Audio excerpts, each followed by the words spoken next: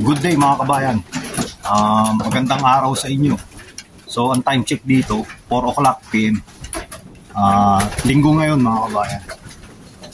I-share ko lang sa inyo yung ano ko, yung conditioning ko. Meron na akong conditioning. Pinakawalan ko muna yung ano ko, mga kalapate na nandoon mga kabayan. Yan. Yan sila sa baba. Sarado pa yung trapdoor. Meron akong binubuing na 5 eh. Yan. Kasi ito yung iba nandito sa pergola. So mga kabayan, natututo na ako. Meron na akong conditioning ngayon mga kabayan. May pang conditioning na. Kasi last year wala eh. Ano lang, apple cider vinegar at saka bawang lang mga kabayan. Nagmix ako ng isang beses mga kabayan during the race. Kaya lang nasira yung nasira yung evac nila. Parang nasobrahan ko sa parang nasobrahan ko sa linseed oil mga kabayan. Ang dami kong nailagay na linseed oil. Masama pala yun. So pakita ko sa inyo yung mga ginagamit ko ngayon mga kabayan. Pang conditioning for whole week mga kabayan.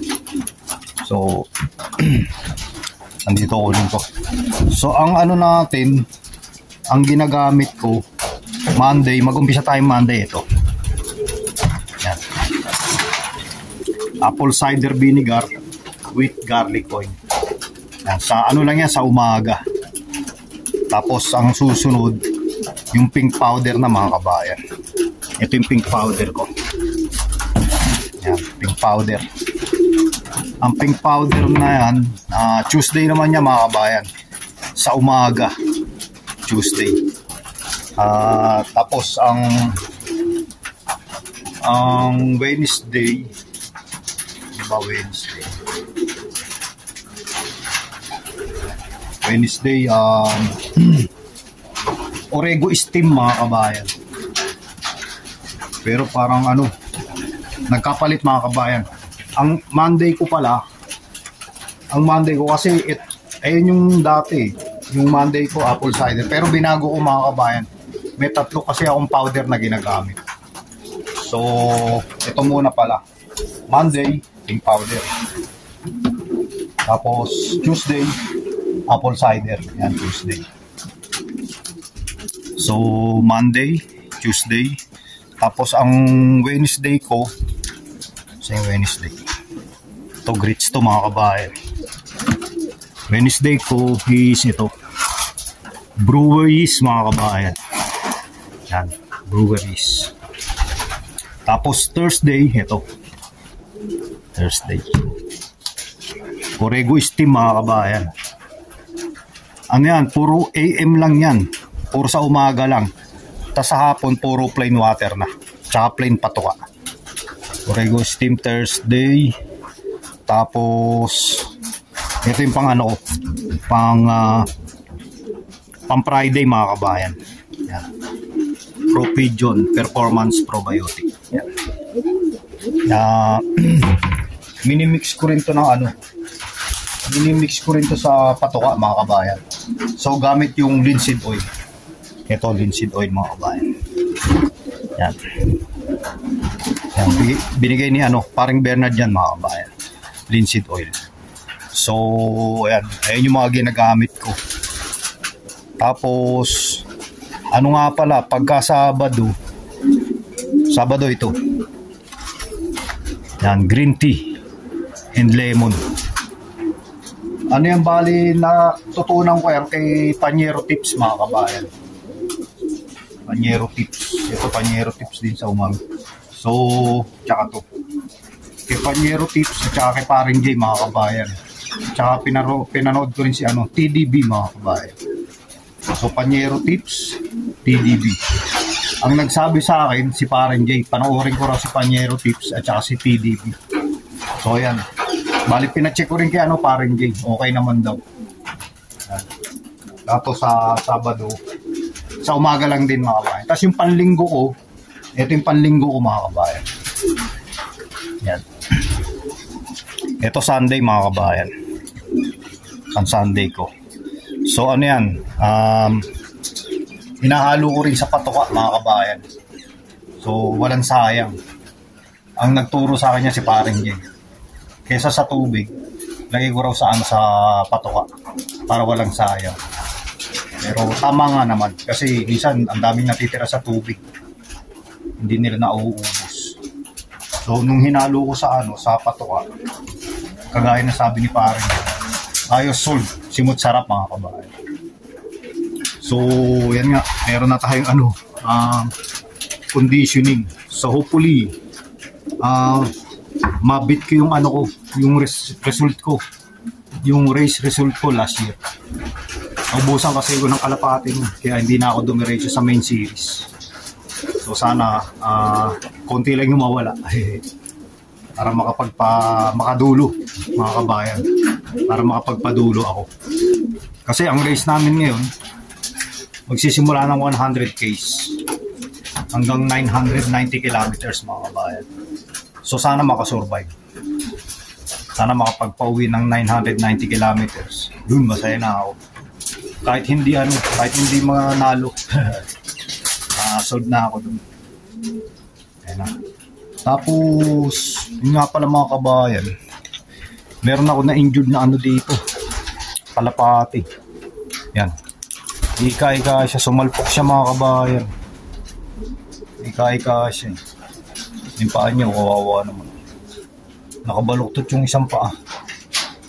Hindi niya maitukod mga kabayan. Yan. So sana makarecover mga kabayan. Mukhang maganda pa naman.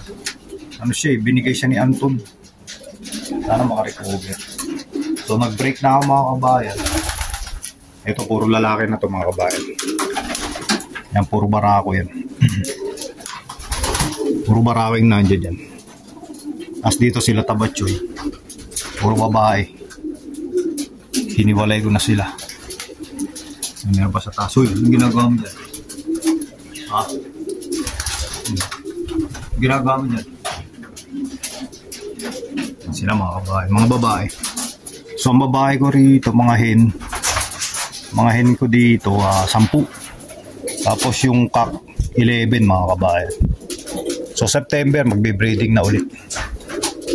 Yan. So, ayun na, yung mga pang-conditioning ko. So, nakita ko kay Panyero Tips, dalawang klase pala yan.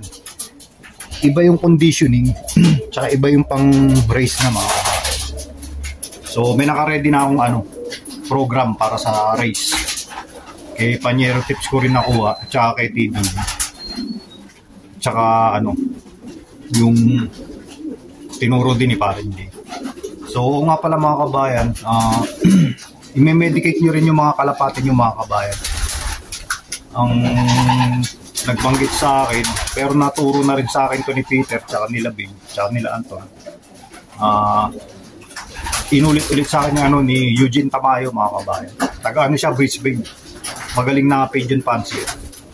So sabi niya medicate din. So meron na ako dito pang cancer mga kabayan. Yan. Ito yung ginagamit ko sa cancer. Anti-cancer. So Turbosol mga kabayan. Anti-cancer, tapos kung may cancer na, yan din yung gamot. Tapos meron pa ako dito sa respiratory. Yan. Doxity mga kabayan. Yan. Medication. 2. Yan. Tapos sabi rin sa akin ni Eugene Tamayo, pang E. coli. So wala pa ako nung, bibili pa ako nung. So thank you so much Eugene Tamayo, mate. Shout out sa iyo. So thank you sa binigay mo sa aking idea. So yan, okay na kahit pa paano. May pang conditioning na tayo. Saka may medication na rin. Tapos nagpurga na rin ako mga kabayan. Tinurga ko na rin sila. Pero wala naman lumabas. Siguro okay naman sila yung kalagayan nila. Okay naman yung guts nila. So ayun na sila mga kabayan. Papakainin ko na itong mga to. Ito kaninang umaga pinalabas yan. Pero merong mga 3 hindi pumasok. Bahala sila, magugutom sila. Ayan. Sila mga kabayan. Tapos may binubiyo niya kung ano. Ito empty na to. Yung 10 nando doon mo. Unang 5 nilagay ko na ro. Marunong na, pinapawalan ko na ngayon. Yan, empty na yan ulit. Ando na yung huling 5. Naliparan na kasi. Yan sila mga kabayan. Gutom na yan.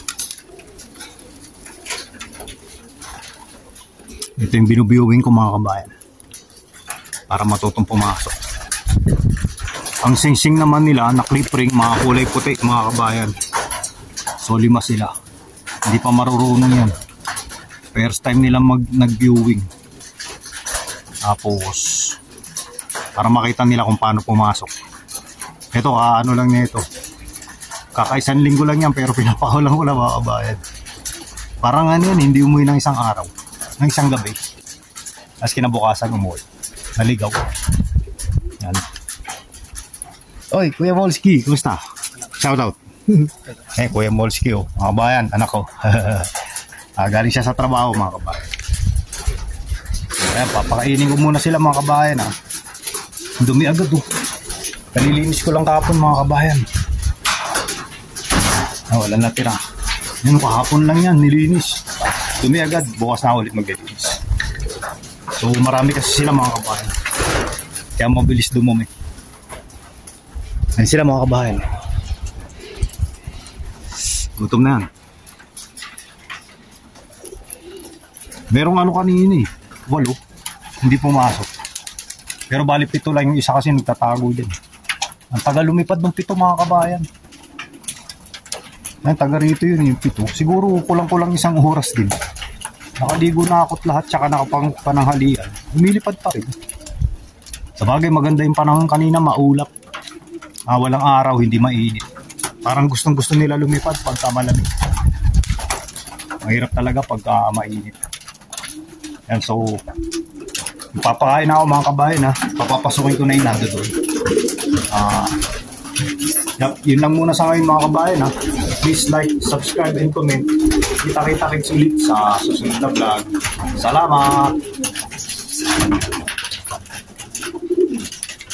Nakain na kayo, kain na.